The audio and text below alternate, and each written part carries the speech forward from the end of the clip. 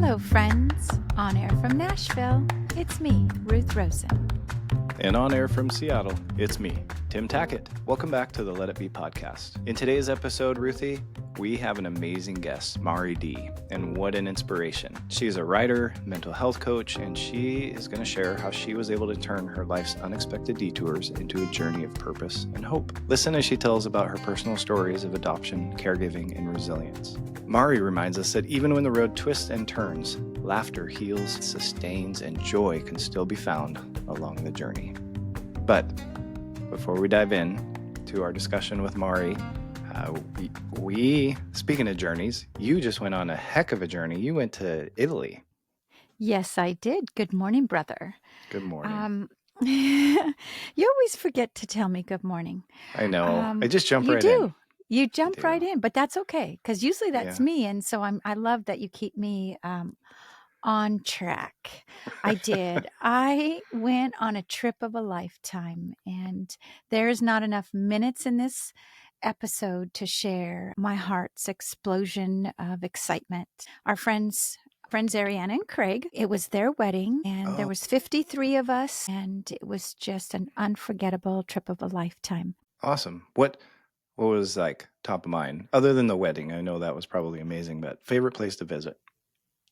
Well, we went to Rome, Florence, and Portofino. But when you're asking me what just grabbed my heart, or one thing, how do I pick one?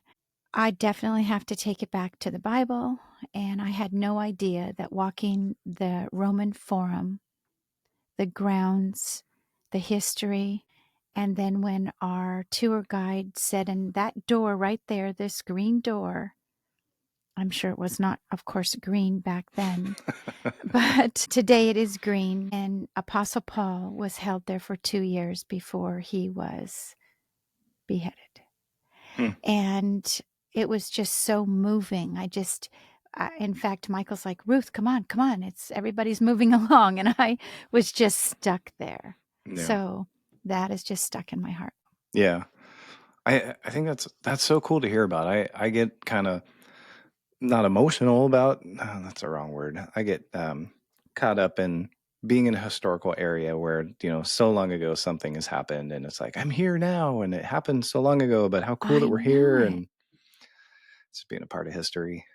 Exactly. You are getting ready to go on a vacation. You are in vacation mode already. I am. I already got a Bloody Mary here next to me. I'm having a great day. I started my vacation yesterday, and got 2 weeks of just hanging out around the house, catching up on stuff that's kind of piled up, and then going to go visit my best friend Eric out in Colorado, see his family for about 5 days. Just the wackiest. You do that on an annual basis? You do that? I try to. Yeah. I think, he's someone that I feel we talked about in our last episode, being your authentic self.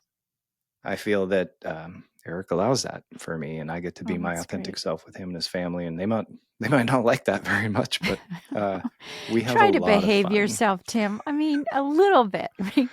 Come on, more and more every year. I figure out, like, if I want to be invited back, I have to be a little bit more composed, reserved. Yes. Yeah, reserved. But I mean, well, I look forward to hearing your highlight. Oh, it's going to be the hockey game next Saturday, following Saturday. So love getting out to different hockey arenas and taking in a hockey game. So see how that goes. Well, something I'm really looking forward to is this conversation with Maree Dee and just the insight that she's going to bring to a very deep, real conversation. Sometimes people don't want to talk about it. Yeah, what bravery from her to be able to openly discuss this. And I just really hope that others listening just gain the same amount of respect for her and the situation as we did. Yes, and remember that when we're caring for someone who has a mental health challenge, that it's not just our children, could be a parent, could be a best friend, could be your spouse. Let's bring her in. Let's meet her. Thanks for joining us, Maree. You are a writer, speaker, certified mental health coach, and your passion lies within helping others embrace life's challenges, strengths, purpose. Your journey has been shaped by unexpected detours. It's been shaped by deep grief, unwavering hope, and so much of that exists in our life, and we're all trying to figure out collectively how do we move through that. So thanks for being here. I really appreciate you describe yourself as a resilient warrior, and you explain it as someone who doesn't give up when the going gets tough. And the fact that I can read that and you have the big smile on your face tells me that you are truly a resilient person. You're the voice behind Embracing the Unexpected, where you write about navigating life's twists and turns with courage and honesty. And also you're the founder of Embracing Faith and Mental Illness, which is an online Christ-centered ministry that supports and equips those caring for individuals with mental health struggles, which is a mouthful, but how awesome. Yes. Yeah. And she is awesome. I have had the honor of knowing Maree for over 2 decades now. We went to church together, and we've had lots of walks and talks throughout the years. And even now that we're miles and miles apart, we still have an opportunity to walk and talk from our own cities. Maree and I met way before there were smartphones. So, Maree, thank you so much for taking the time to conversate with us today. Oh, you are so welcome. It's a pleasure to be here. Did you say you've known each other for 2 decades? Okay, Yes, we just dated. Yeah, That's awesome. Okay. Man, even when you said like before smartphones, I mean that's like a time check right there. Like, we didn't have smartphones till like 2000. So Yes. that's great. Yes, we did.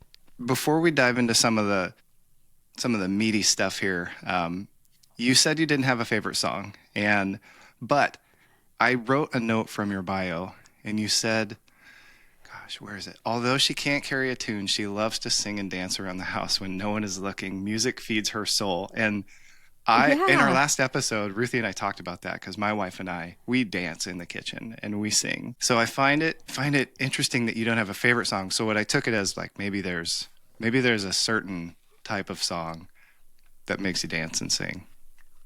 It just makes you feel good. Yeah. I like all kinds of music. I really do. But probably the most music I listen to is probably praise music. And I guess I pick a favorite song for a season maybe. But I just, I love all kinds of music. I love going to weddings. I love dancing. And I do love to sing, and I cannot carry a tune. That is true. That's fine. Well, and that's the great thing about someone not being there to watch you. You can sing as loud as you want to. If you think of a song, stop us and share it with us, because we'd love to add that to our playlist. And something else that you said is that we know that you love skiing. What is it about flying down a mountain that fills your soul? Oh, that is easy to answer. It's freedom. It is probably the one place in the world that I feel free. I have no agenda. I actually listen to music while I'm skiing in my helmet. And I just love flying down the hill. And it's also a place that I meet God. I love to meet him on the mountain. And yeah, the mountain is a magical place. I mean, it's so calm and liberating. And then when it's snowing, it's just like the deafening silence. And it's very surreal. And you live in Utah, so that's like a skier's playground. It is. I'm only 10 minutes from the lift. I have skied once in my life, and I don't think I'll do it again. I'll be there to cheer you on. I can water ski, but snow skiing and me just didn't really see eye to eye. Oh. Ruth, you can always just go in and hang out in the bar by the fireplace, and that's always a magical place too. Yeah, with a cup of coffee. Yeah. Yeah, I think it's important to get to know you personally. So thanks for sharing. And I do hope that you send us a couple of songs so we can put on that playlist. Okay, yeah. I will.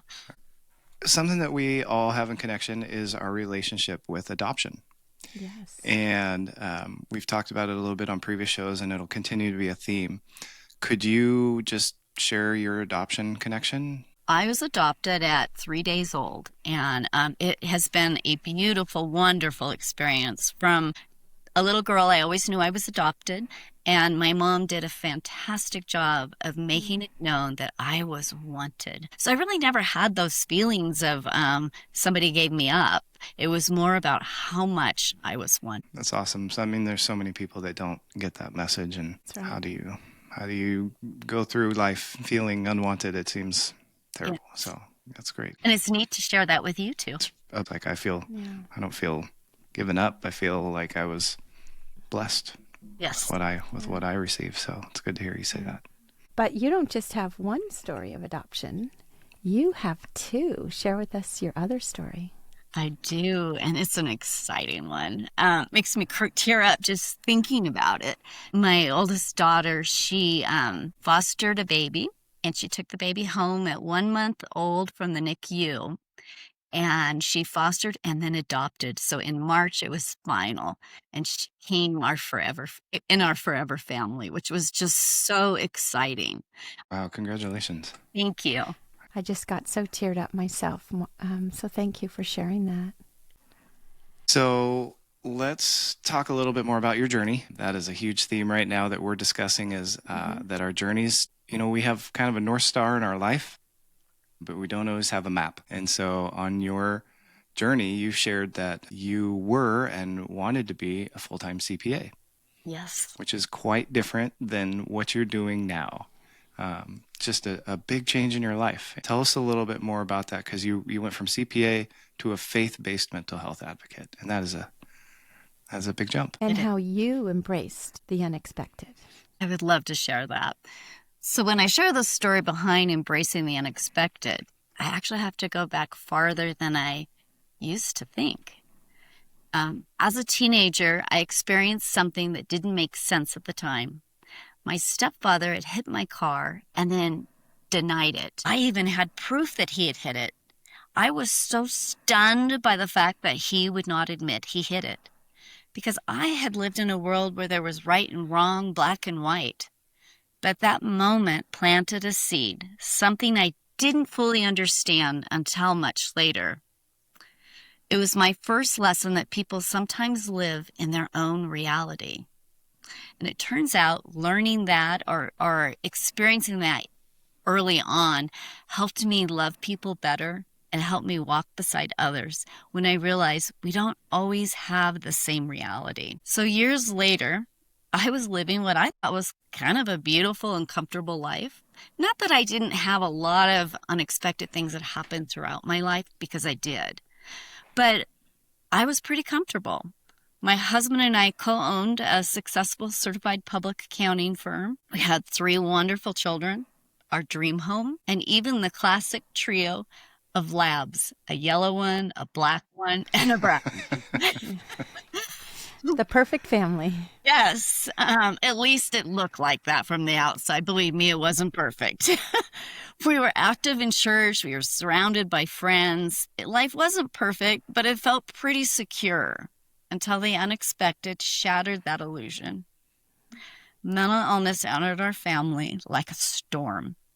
It was swift, it was severe, and it was very disorienting and completely unmanageable. I didn't know how to handle it.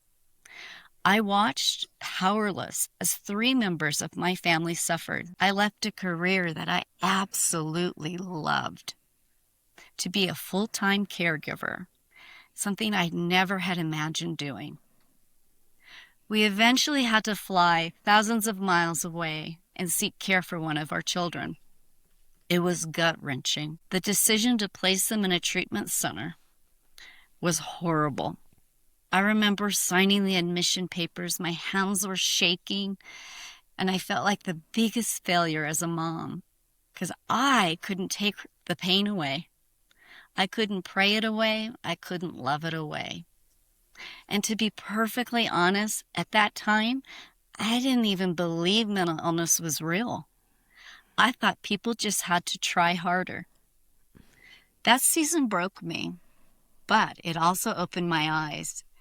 It also began to rebuild my faith in a way that I never expected. That night that we admitted our loved one into the treatment center, I remember my husband and I were sitting across from each other. We had papers, clinical papers, all over the table. We were tears running down our face.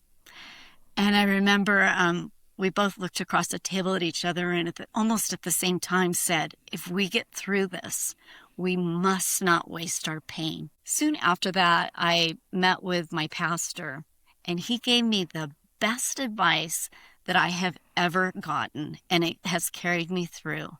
He looked at me and he said, you got to choose right now. Are you going to trust God?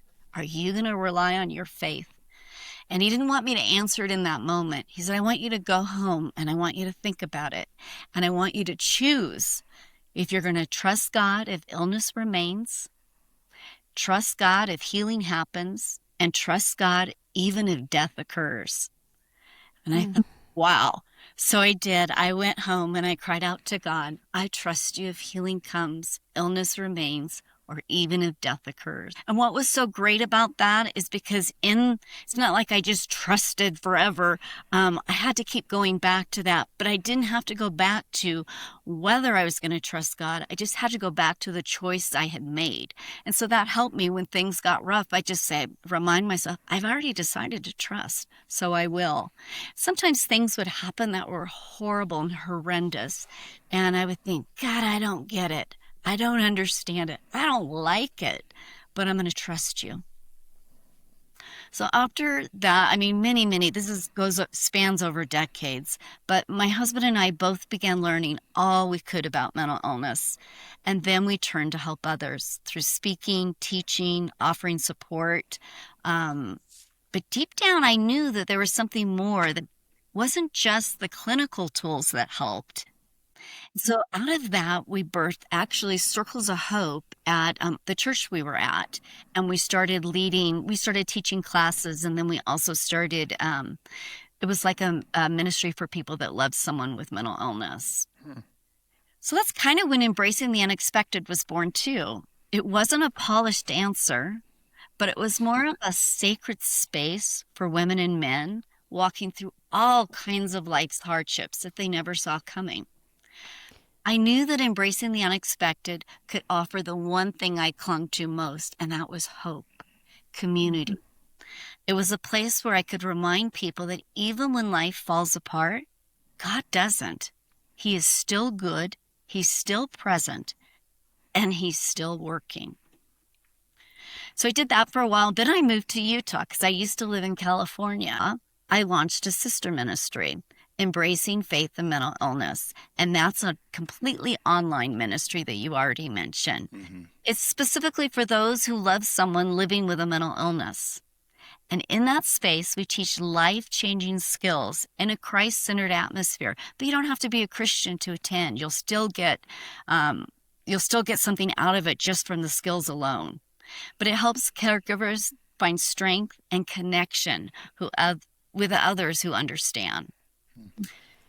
But through it all, I have to say, through all of the bumps and bruises and heartache, because this is hard, I've learned to pause. I've learned to notice those small blessings and hold tightly to the promise that nothing is impossible with God. Our stories may be different, but we all face the unexpected, and the choice is ours. Will we walk it alone, or will we grab God's hand and others and walk it together?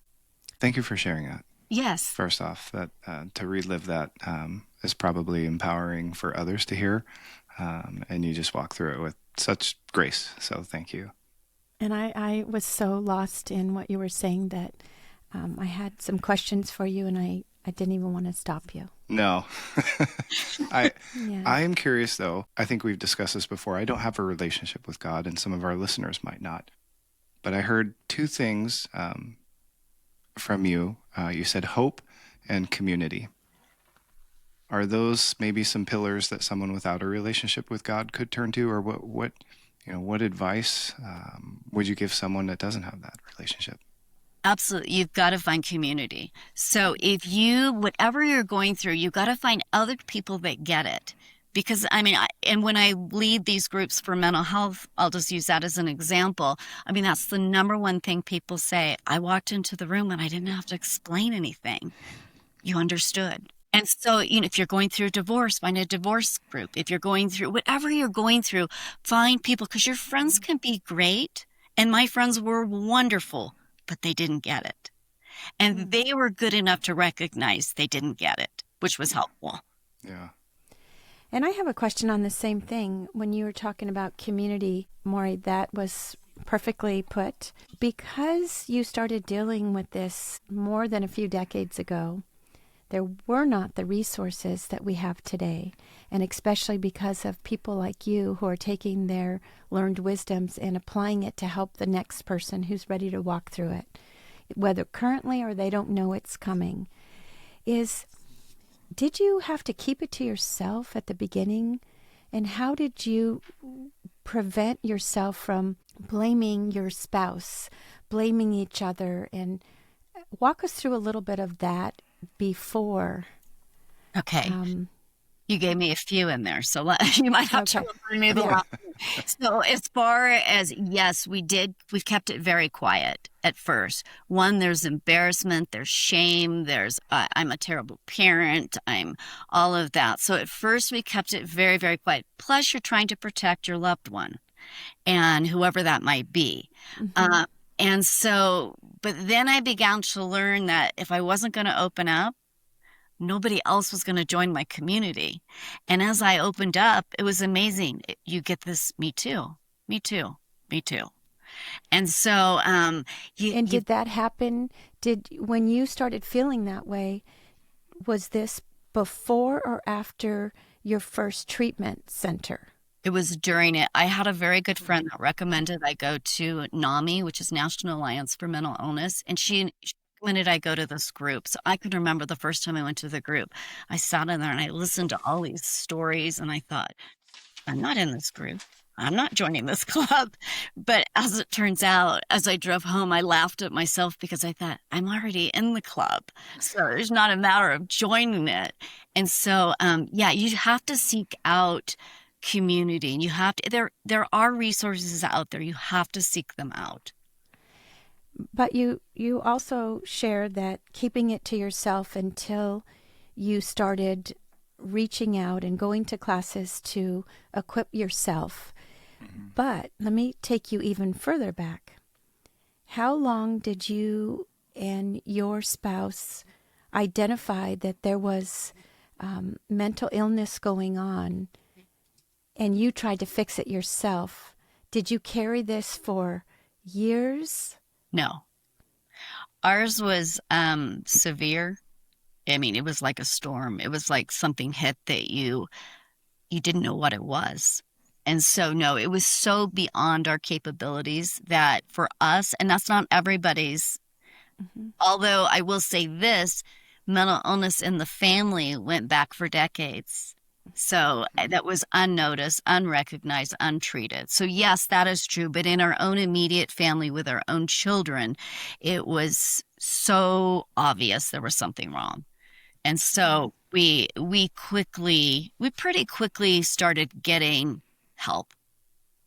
So when you mentioned that you recognized it in the past with maybe relationships you had with other family members, that must have been sort of relieving for you to maybe even like find forgiveness and understanding in why that showed up and how different that must have been.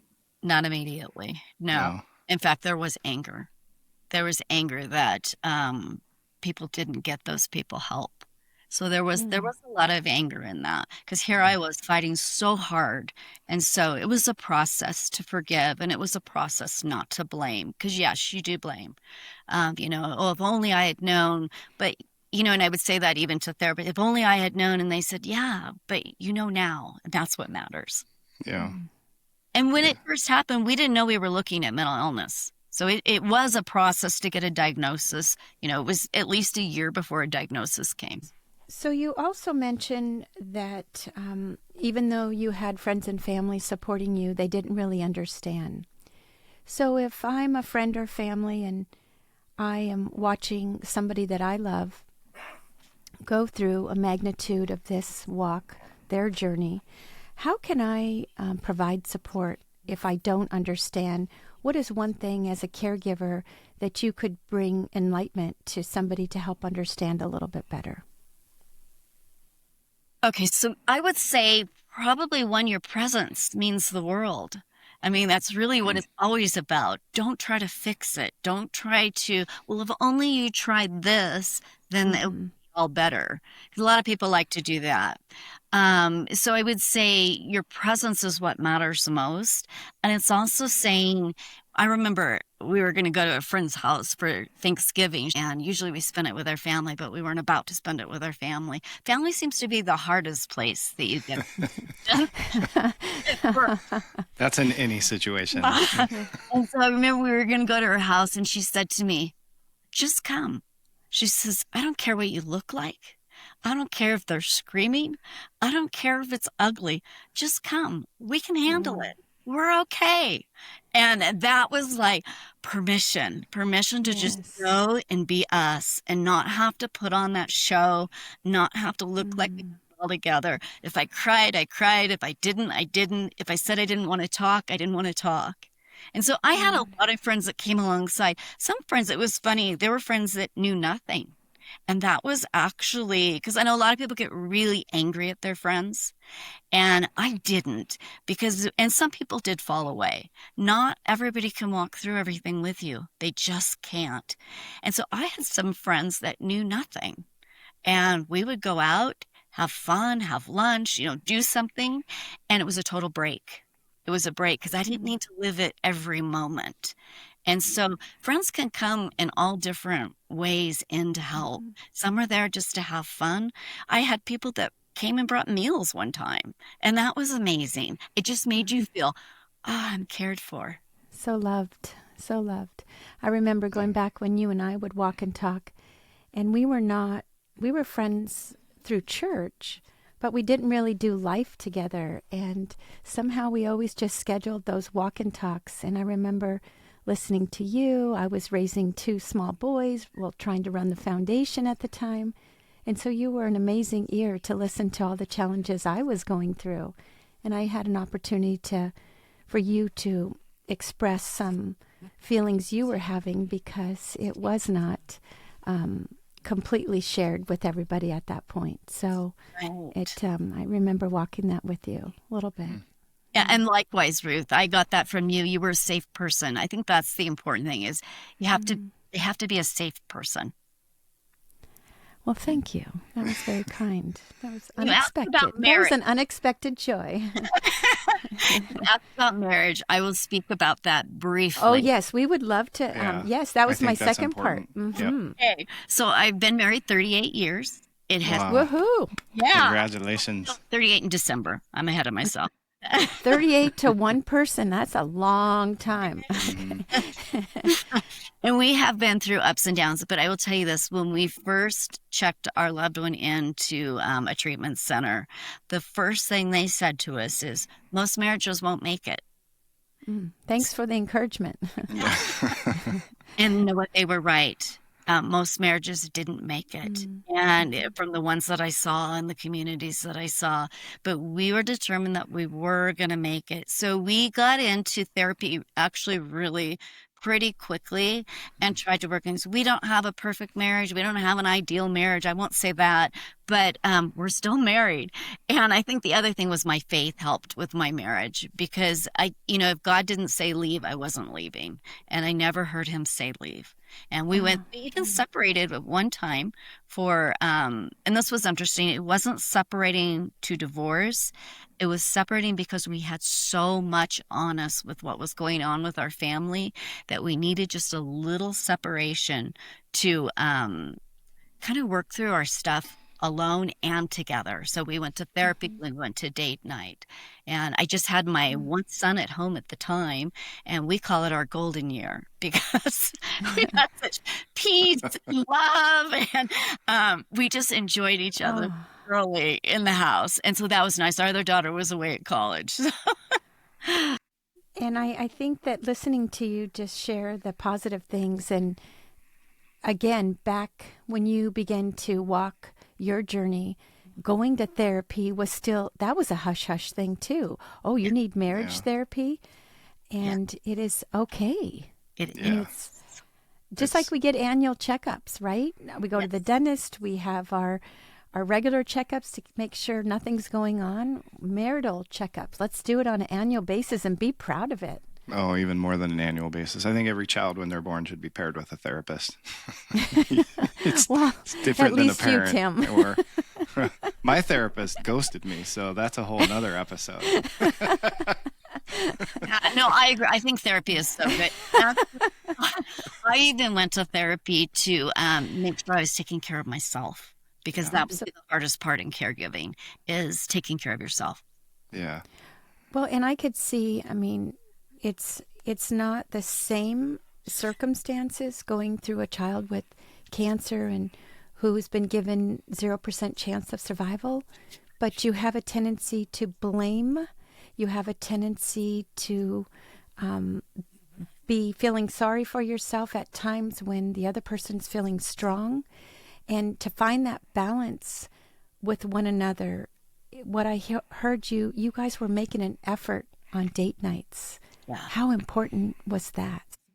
And I love that we were laughing during this just heavy, deep story. And we sure hope it did not come across that we are careless people. But I know that Tim makes me laugh all the time. And that's one of the reasons I love doing this podcast, not only to hear amazing stories, but just to find laughter in the moment. So I love that. You have to find the light, that silver lining. Laughter is so important. Yeah, it is Yeah. important. So I don't have a particular story, but I will tell you that I absolutely pray for laughter. And when the going's really tough, I pray even harder for it. I said, God, just give me one thing to laugh about today, especially with mental health. A lot of times your loved ones aren't smiling at all. There's no joy whatsoever. And so to be around that all day long can be very, very hard. I will admit, though, what usually happens, it's me falling down or falling off a ladder, and then they're laughing at me hysterically because I've climbed. I have a habit. I'm very short, and so I have a habit of getting a step. And proud to be short.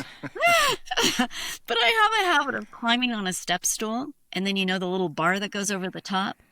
I step on that because I can't quite reach. Oh, no, you need to stop that because you're Yeah. going to end up. No, I know. And so my kids have many times on those days that have been hard found me in the closet because I've fallen down trying to get something. But we laugh hysterically and we move on. And it brings a little joy to me. So, Laughter shared with a loved one is never inappropriate. exactly. Yes. Man, that's family too. I find that when someone does something like falling off a ladder, right? If you're not close to them, they'll be like, "Oh my gosh, are you okay? What, are you okay?" But if it's your family, they're laughing at you. And it's like First, we laugh. Yeah, like because you witnessed the way that you fell and how hilarious it looked. Why'd you do that? Yeah. So I have a question. You mentioned one thing, and it triggered a question that I had.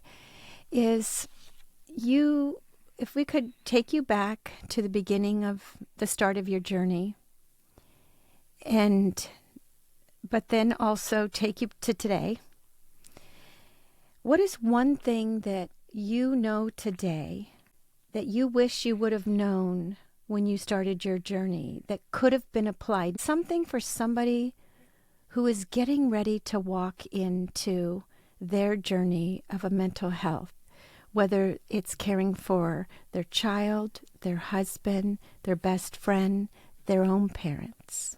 Okay. What is something that can be applied? Okay, I don't know if I can just share one thing. Can I share? Okay, well, give us yeah. a couple. Yes. Okay. And it really, these apply probably not just to mental health. We're talking about anything you're going to walk into. Even better.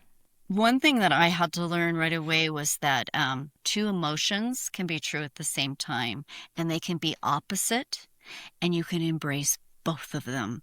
So you can have joy and you can have deep sorrow. And both are important, and they're both important to embrace. I think a lot of times you feel like, well, I can't feel, if I feel joy, then it would cancel out the sorrow. Or if I feel sorrow, it would cancel out the joy. It doesn't have to. You can embrace both. And once you almost have to accept that and give yourself permission to feel that joy. Because life is hard. And when you're going through something hard, you need both. You need to be able to experience both. That's the whole definition of let it be. Just Yes. embrace it and let it happen. Yes. Yeah, absolutely. You have to, or you're gonna die inside. And so, and I can remember some of those first times. I can remember taking that first vacation without a loved one and doing all that thing and thinking, I can't enjoy this. It's not right. It doesn't feel right. And part of that, I would say, well, I have to for the rest of the family. But over time, I learned to do that pretty well. So even when things are horrible, I'm looking for something that's joyful. I'm always looking.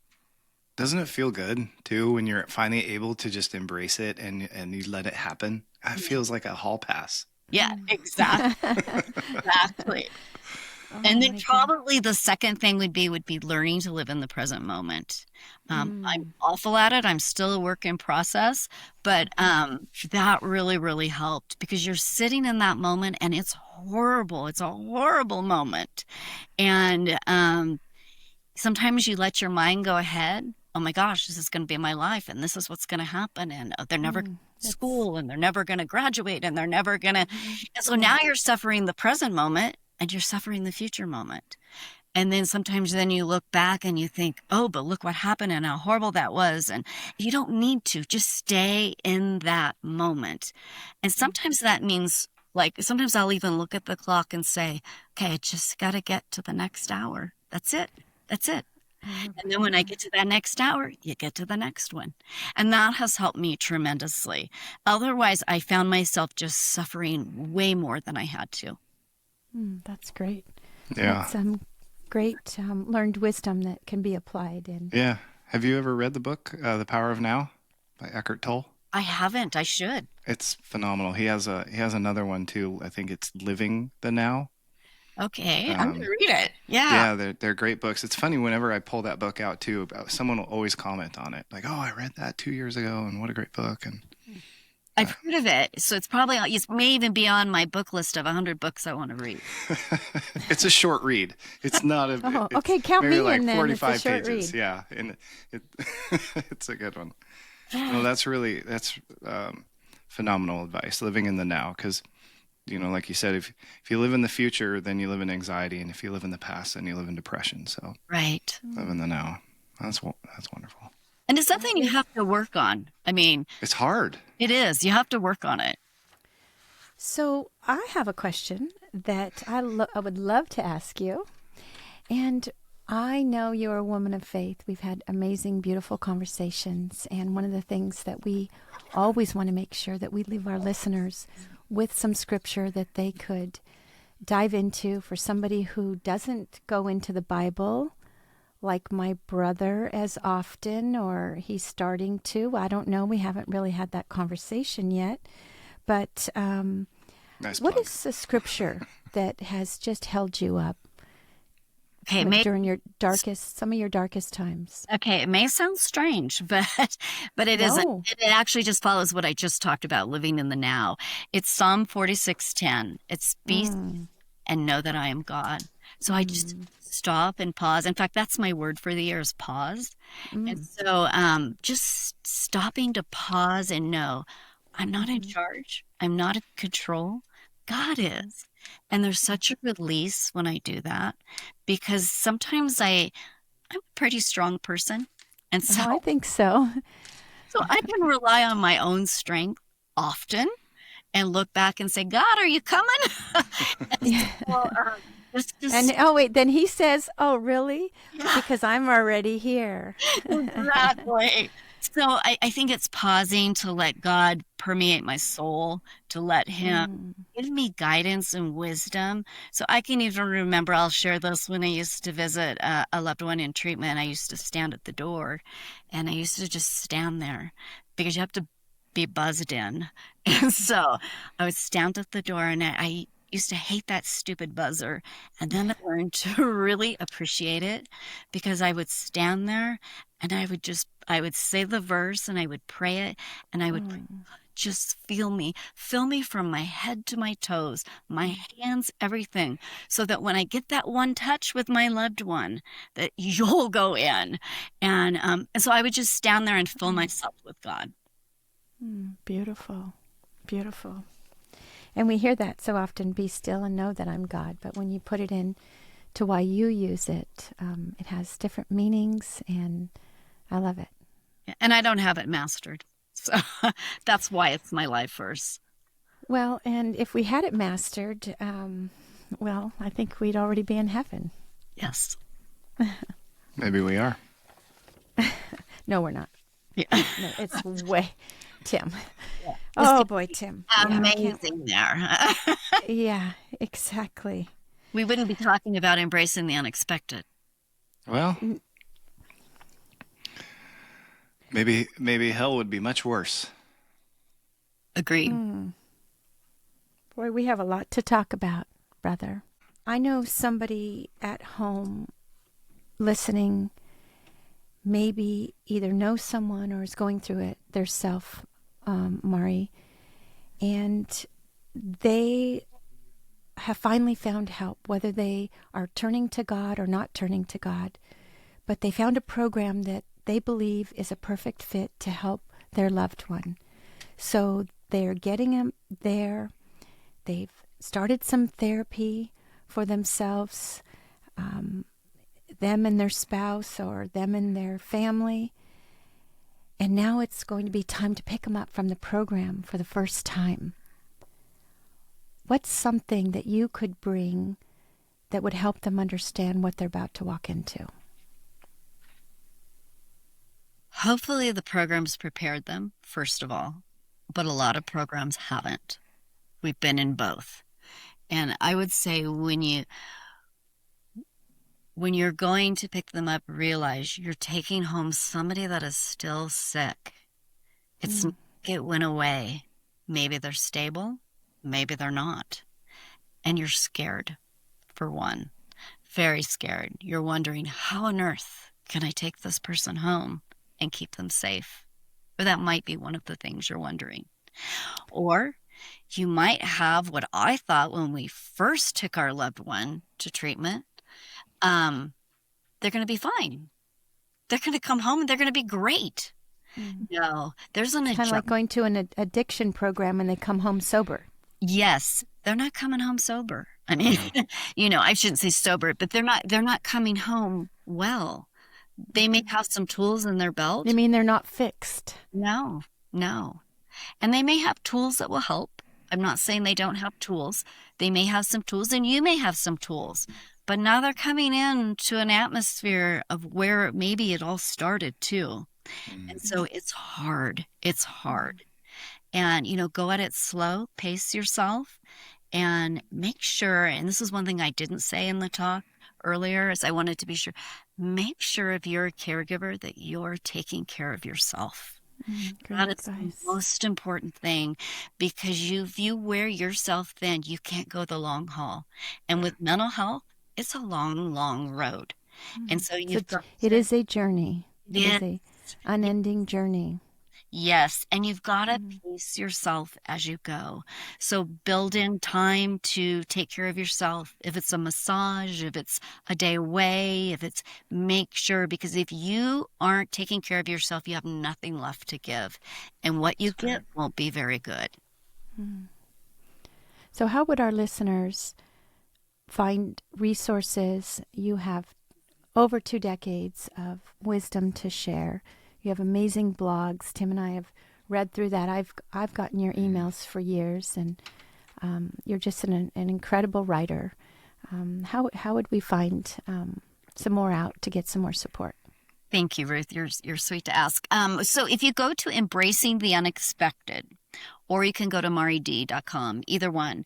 And on there, you'll see tabs at the top where I have different things. So I have mental health resources, and then I have a page just for embracing faith and mental illness, because that's a separate sister ministry, as I mentioned.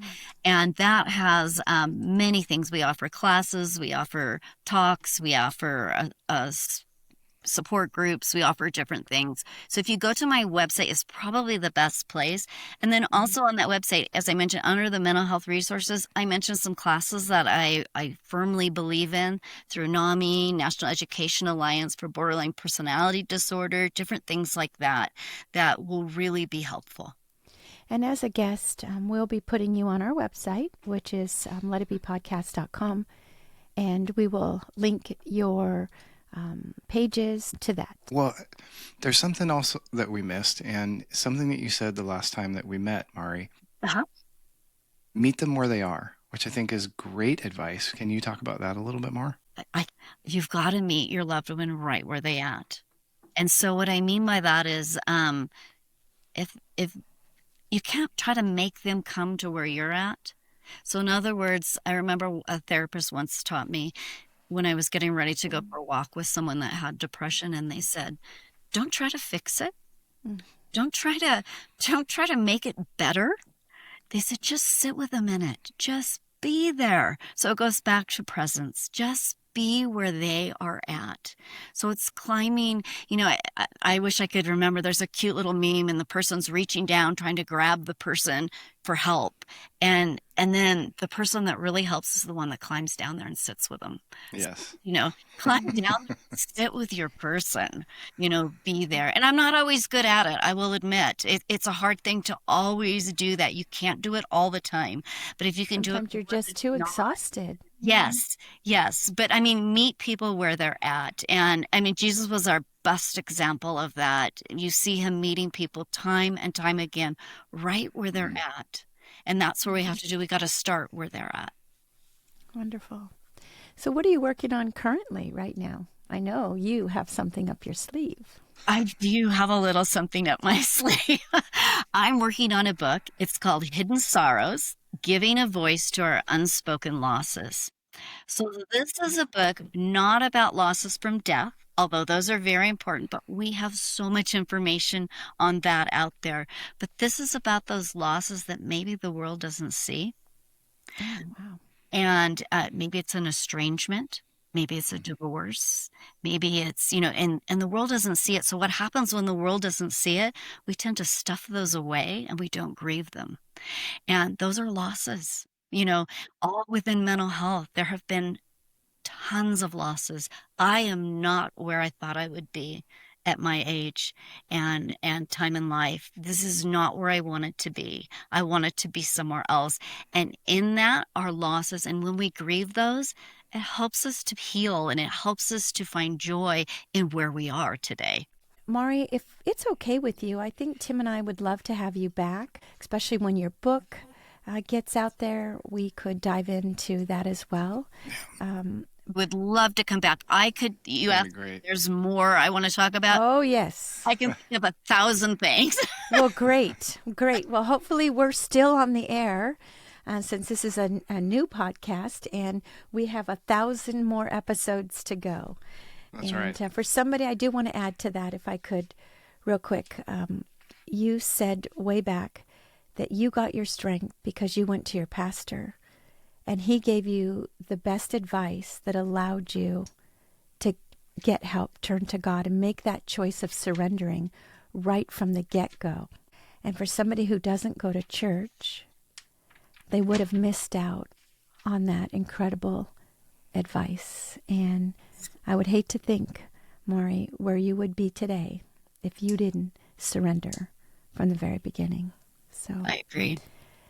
So thank you to Pastor, and probably it was the same pastor as mine at the time, which was Pastor Dave. Pastor Dave. He's in heaven. Thanks, Maree, for being a guest on our show. And what's your dog's name? Riley. Riley. We're going to have to give Riley a shout out because he is part of our show today. Did you hear her? Or she.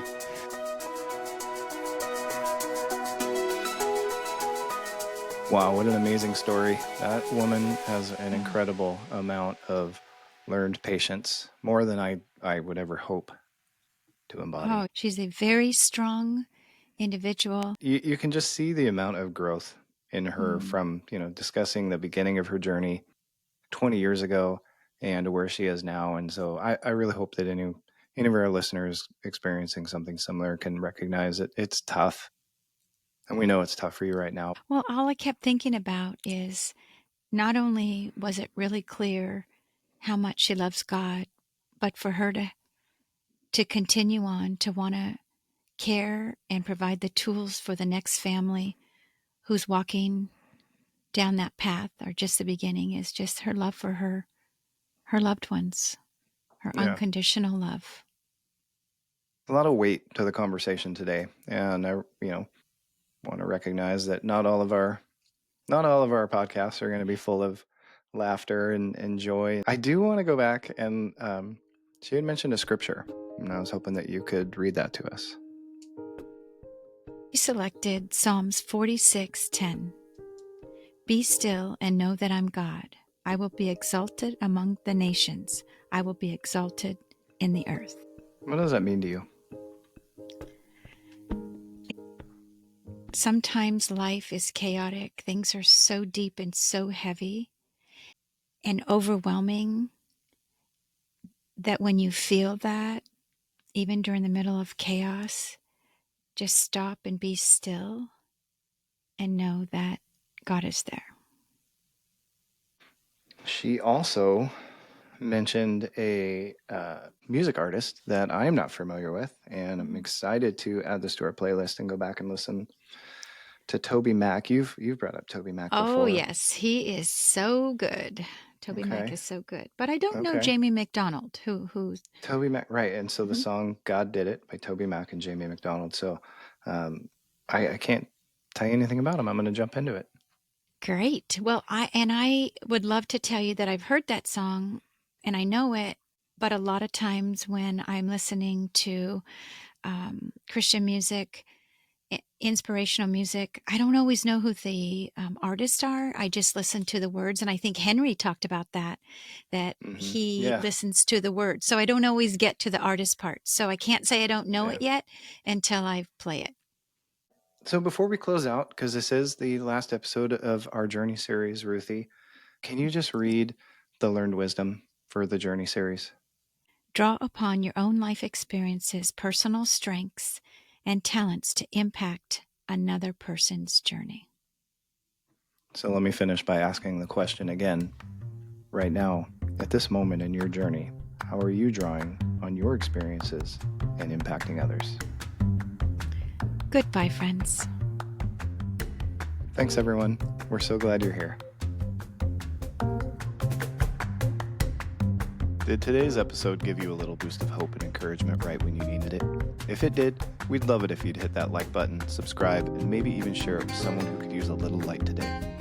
For extra content and more from this podcast, make sure to follow us at Instagram at letitbe.podcast. And remember, there's still beauty unfolding in your story.